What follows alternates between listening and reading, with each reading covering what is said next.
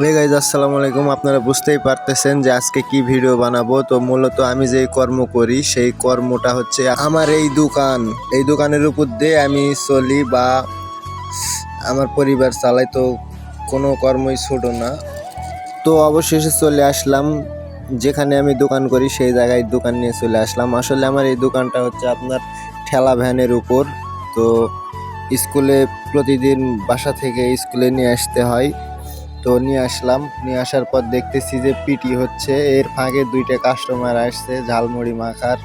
তো তারা আমার রেগুলার কাস্টমার, তো সব সময় আসে। তো দেখেন আমার এখানে ঝালমুড়ি, তারপরে আপনার ফুচকা, নুডলস, বিভিন্ন ধরনের জিনিসপাতি, বই, খাতা, কলম সব কিছুই আপনার বিক্রি করি।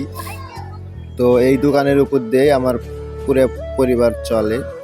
তো আমি চলি, আমার পরিবার চালাই। তো ভিডিও আজকে এই পর্যন্তই। আল্লাহ হাফেজ। ভিডিও ভালো লাগলে অবশ্যই শেয়ার